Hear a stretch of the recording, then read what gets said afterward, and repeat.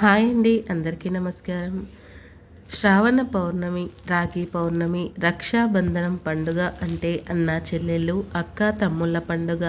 పురాణాల ప్రకారం ఈ పండుగ కృతాయుగం నుంచి ఆచరిస్తున్నారు. అన్న చెల్లెళ్ళు, అక్క తమ్ముళ్ళ మధ్య ప్రేమానురాగాలకు ప్రతీకగా జరుపుకునే పండుగనే రాఖీ పండుగ. ఇంతటి విశిష్టమైన రాఖీ పండుగను ఎందుకు జరుపుకుంటారు? రాఖీ పండుగను జరుపుకునే ఆచారం ఎలా మొదలైంది? ఆ చరిత్ర ఏమిటి అనేది ఇప్పుడు మనం ఈ వీడియోలో తెలుసుకుందాం. రక్షాబంధన్ పండుగను రాఖీ పండుగ అని, రాఖీ పౌర్ణమి అని కూడా అంటారు. ఈ పండుగను కొన్ని ప్రాంతాలలో శ్రావణ పౌర్ణమి లేదా జంధ్యాల పౌర్ణిమ అని కూడా అంటారు. ఈ సంవత్సరం 2024 ఈ పండుగ ఆగస్టు 19న వస్తుంది. రక్షాబంధన్ సోదర సోదరీమణులం అత్యంత పవిత్రంగా వారి బాంధవ్యం కలకాలం నిలవాలని జరుపుకునే పండుగ. అన్నకు చెల్లి అండగా, చెల్లికి అన్న తోడుగా జీవితాంతం ఉంటామని భరోసా ఇచ్చే పండుగ. అలాగే అక్కకు తమ్ముడు, అక్కకు భరోసా ఇస్తానని తెలిపే పండుగ రాఖీ పండుగ. ఒకప్పుడు ఉత్తర, పశ్చిమ భారతదేశాలలోని ప్రజలు మాత్రమే అపూర్వంగా జరుపుకునే ఈ పండుగను ఇప్పుడు దేశవ్యాప్తంగా చాలా ఘనంగా జరుపుకుంటూ ఉన్నారు. సోదరి తన సోదరుడు మహోన్నత శిఖరాలకు ఎదగాలని కోరుకుంటూ రాఖీ కట్టి ఎప్పుడు అన్నకు అండగా చెల్లెలు ఉంటుందని చెప్తుంది. సోదరి కట్టిన రక్షాబంధనాన్ని స్వీకరించిన అన్న తానెప్పుడు చెల్లెలికి రక్షగా ఉంటానని తెలియజెప్పడమే ఈ పండుగ ముఖ్య ఉద్దేశమని పండితులు చెప్తూ ఉన్నారు.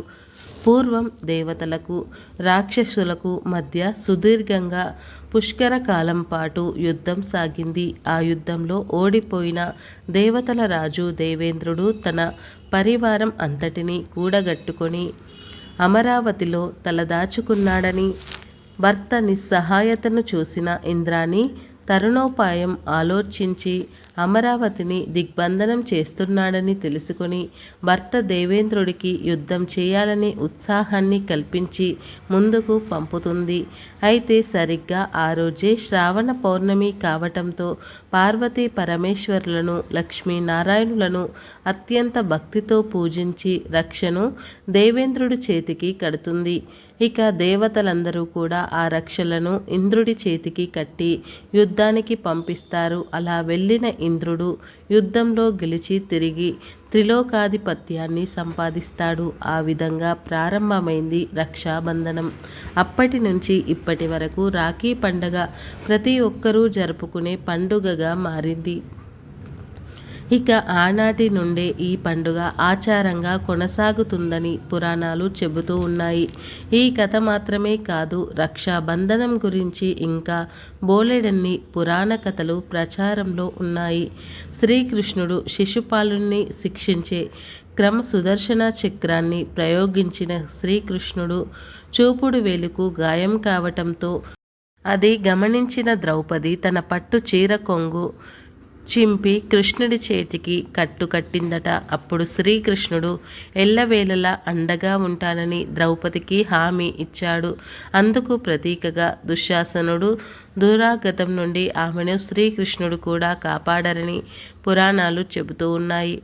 ఇక శ్రీ మహావిష్ణువు బలిచక్రవర్తి కోరిన మేరకు అతనితో పాటు పాతాళ లోకానికి వెళ్ళి ఉండిపోగా విష్ణు తీసుకువెళ్ళడానికి వచ్చిన లక్ష్మీదేవి బలిచక్రవర్తికి రక్షాబంధనాన్ని కట్టిన తనకు రక్షగా కల్పించమని లక్ష్మీదేవి బలిచక్రవర్తిని కోరుతుంది. బలిచక్రవర్తి సోదరుడిగా తనకు రక్షాబంధనాన్ని కట్టిన సోదరికి బహుమానంగా విష్ణుమూర్తిని పంపుతాడు. దీంతో లక్ష్మీదేవి తన భర్తను వైకుంఠానికి తీసుకొని పోతుంది. అంతటి శక్తివంతమైన బంధనం కాబట్టి రక్షాబంధనానికి ఇంతటి చరిత్ర ఉంది. అంతటి విశిష్ట గల రాఖీ పండుగను ఈనాటికి ప్రతి ఒక్కరూ కూడా రాఖీ పండుగను జరుపుకుంటూ ఉంటున్నారు. హిందూ సాంప్రదాయం ప్రకారం శ్రావణ మాసంలో జరుపుకునే ఈ పండుగను మన దేశవ్యాప్తంగా సోదరులు, సోదరీమణులు తమ మధ్య ఉన్న ప్రేమానురాగాలకు ప్రతీకగా జరుపుకుంటారు. సమాజంలో మానవతా విలువలు మంటగలుస్తున్న ఈ రోజుల్లో రాఖీ పౌర్ణమి వంటి పండుగలు జరుపుకోవాల్సిన అవసరం ఎంతైనా ఉంది. సోదర సోదరీమణుల మధ్య ఉండే అనుబంధానికి, ప్రేమానురాగాలకు అది పండుగ. రాఖీ పండుగ కావటంతో మానవ సంబంధాల మెరుగుదలకు, విచక్షణకు ఈ పండుగ దోహదం చేస్తుంది. రాఖీ పండుగను రక్తం పంచుకొని పుట్టిన సోదరీమణుల మధ్య జరుపుకోవాలని లేదు. ఏ బంధుత్వం ఉన్నా లేకపోయినా సోదరుడు సోదరి అన్న భావన ఉన్న ప్రతి ఒక్కరూ రక్షాబంధనాన్ని కట్టి వారి క్షేమాన్ని కోరుకోవచ్చు. ఆత్మీయతల మధ్య అనుబంధాలకు, ఐకమత్యానికి, పరస్పర సహకారానికి చిహ్నంగా రక్షాబంధనం నిలుస్తుంది. రాఖీ పండుగ రోజు ఉదయాన్నే తలస్నానం చేసి కొత్త బట్టలు వేసుకొని రాఖీ కట్టడానికి సిద్ధమవుతారు. సోదరులు కూడా తమ ప్రియమైన సోదరీమణులు కట్టే రాఖీలను స్వీకరించి వారిని సంతోషపెట్టేలా వారికి బహుమానం ఇవ్వడానికి రెడీ అవుతారు.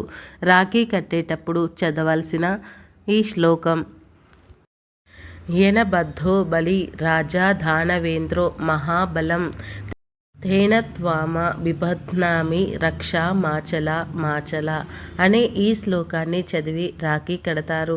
ఆ తర్వాత హారతి ఇచ్చి నుదుటిన బొట్టు పెట్టి స్వీట్ తినిపిస్తారు. చెల్లెలు అన్న ఆశీర్వాదాన్ని, అక్క అయితే తమ్ముళ్లకు ఆశీస్సులను అందిస్తారు. నిండు నూరేళ్లు సుఖంగా జీవించమని దీవిస్తారు. నీకు నేను ఎప్పుడు రక్ష అని చెప్తూనే నాకు నువ్వు రక్షగా ఉండాలని ధర్మాన్ని రక్షాబంధనంతో బోధిస్తారు. ఇక రక్షాబంధనం రోజు సోదరులు ఇచ్చే బహుమతులంటే సోదరీమణులకు ఎనలేని ప్రేమ. వారికి ఇచ్చే బహుమతి ఏదైనా ఎంతో ప్రేమగా దాచుకుంటారు, తీపి జ్ఞాపకంగా భావిస్తారు. ఇప్పటికే రక్షాబంధన్ సందర్భంగా మార్కెట్లో బోలెడన్ని రాఖీల సందడి నెలకొంది. ఈ సంవత్సరం బంగారం, వెండి రాఖీలకు గిరాకీ బాగా పెరిగింది. మార్కెట్లో సరికొత్త డిజైన్ల రాఖీలు సందడి చేస్తున్నాయి. ఇక సోదరుల పేర్లతో కూడా రాఖీలు చేయించుకున్నవారు లేకపోలేరు. సోదరులపై ప్రేమ అంతా తెలిసేలా అందమైన రాఖీలను సోదరుల కోసం కొనుగోలు చేస్తున్నారు. రాఖీ పౌర్ణమి రోజు సోదరీమణులు రక్షాబంధనాన్ని కట్టుకున్న తర్వాత ఈ పనులు చేస్తే విశేషమైన ఫలితాలను పొందుతారట. రాఖీ పండుగ రోజు సోదరుడు సోదరి తప్పనిసరిగా అన్నదానం చేస్తే 10 మందికి భోజనం పెడితే వారికి శుభం చేకూరుతుందని శాస్త్రం చెప్తుంది. అంతేకాదు మరణం తర్వాత పుణ్యలోకాలు ప్రాప్తిస్తాయని పెద్దలు చెప్తూ ఉన్నారు. ఈ పండుగ రోజు ఎవరైతే అన్నదానం చేస్తారో, అవసరమైన వారికి నగదు దానం చేస్తారో వారికి జీవితమంతా భోజనానికి, డబ్బుకు కొదవ ఉండదని చెప్తూ ఉంటారు. రక్షాబంధనం రోజున చంద్రుడితో సహా నవగ్రహాలను పూజిస్తే జాతకంలో ఎలాంటి దోషాలు తొలగిపోతాయని, ఆ రోజు నవగ్రహాల శాంతితో చేపట్టిన పనులు నిర్విఘ్నంగా కొనసాగుతాయని చెప్తారు. తల్లిదండ్రుల ఆశీర్వాదం తీసుకోవడం, సోదరీమణులు, ఉపాధ్యాయుల ఆశీర్వాదం తీసుకోవడం, పెద్దల పట్ల వినయ విధేయతలతో ప్రవర్తించడం వల్ల జీవితంలో సానుకూల ఫలితాలను చూస్తారని ప్రతీది. రక్షాబంధనం అంటే ఒకరిపై ఒకరికి ఉండే ప్రేమానురాగాలకే కాదు, మానవ సంబంధాలకు, అనుబంధాలకు సంబంధించిన పండుగ. అందుకే ఈ రాఖీ పండుగను ప్రియమైన వారితో ఘనంగా జరుపుకోండి. ఫ్రెండ్స్, ఈ వీడియో నచ్చితే లైక్ చేసి షేర్ చేయండి. అలాగే కామెంట్ బాక్స్లో జై శ్రీకృష్ణ అని తప్పకుండా కామెంట్ చేయండి.